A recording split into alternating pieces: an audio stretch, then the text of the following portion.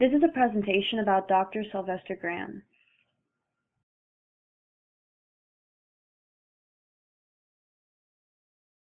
Dr. Sylvester Graham was born in Connecticut on July 5, 1794, and was one of 17 children who was fathered by Presbyterian minister John Graham, Jr.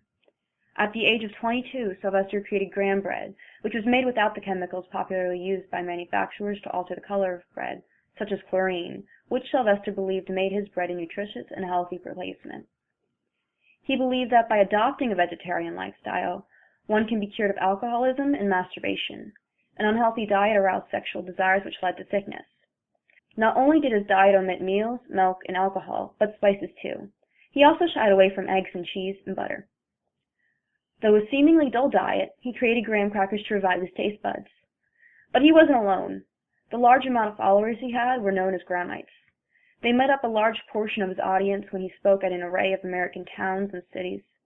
His speeches were centered on eating habits, lust, and drinking.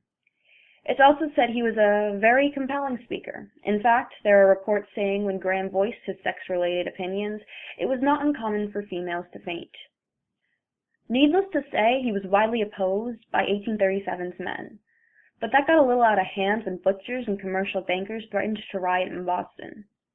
So he did a number of things to get away from the limelight for a while.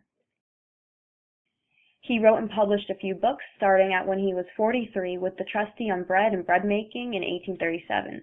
In 1839, he published lectures on the science of human life at the age of 45, followed by lectures to Young Man and Chastity, intended also for serious consideration of parents and guardians only a year later, and the philosophy of sacred history, considered in relation to human element, and the wines of Scripture, published shortly after his death. In 1850, a year before Sylvester died, he co-founded the American Vegetarian Society, which still stands today, with his friend William Alcott. He was 57 when he passed away in Northampton, Massachusetts on September 11, 1851, so some Grahamites questioned his lifestyle, but still many lived by his basic ideas and suggestions. Grahamites, like a lot of Americans today, practice alcohol sobriety, frequent bathing, and brushing your teeth on a daily basis. Not only that, but brothers John and Will Kellogg suggest that the origin of cornflakes can be found in Graham's nutritional advice. Though his occupation was centered around his beliefs, for the time period his stances were by no means impractical. He promoted his cause, but only to those who would listen. So, Sylvester Graham, pretty cool guy.